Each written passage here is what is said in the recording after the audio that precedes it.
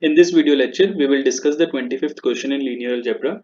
And the question is, we have a matrix A which is a 2 cross 2 matrix, and alpha n and beta n denotes the two eigenvalues of a power n such that this condition holds, that is the modulus of alpha n is greater than or equal to the modulus of beta n. Then you have to comment on all four statements that alpha n tends to infinity when n tends to infinity, whether beta n tends to 0 as n tends to infinity, beta n is positive if n is even, beta n is negative if n is odd. This question has appeared in December 2016. Let us solve this. So I have written the characteristic polynomial of this matrix, that is xp minus trace of a into x plus the determinant of a. So the trace was 1, so I have substituted the value here 1 and determinant was minus 1. From here I have calculated the eigenvalues, which comes out to be 1 plus minus root 5 by 2. So let it be lambda 1 and lambda 2.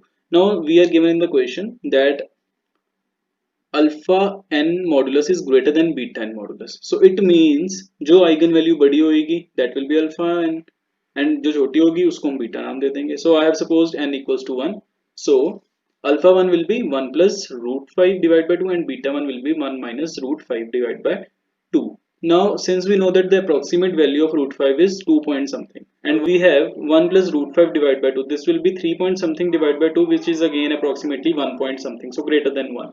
So if you take alpha 1 raised to power n, which is 1 plus root 5 divided by 2 raised to power n, which is something greater than 1 raised to power n, and as n tends to infinity, so we know that this thing will always goes to infinity.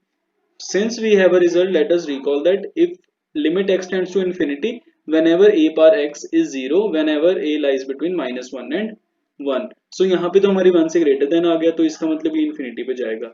So now we come to beta, and beta n is 1 minus root 5 divided by 2 whole raised to power n. Now you can compute the value of root 5 is approximate 2 point something. So 1 minus 2 point something divided by 2. So this will be approximate minus 0.6 something. ठीक है? And raised to power n, and n tends to infinity. So when n tends to infinity, a power x is 0 whenever the modulus of a is less than equal to 1. Now we observe that beta n is the negative quantity raised to power n. So whenever n is odd, beta n will be negative, and whenever n is even, beta n is positive. So now let us see the options. So both of these options are correct. Similarly, these options are also correct.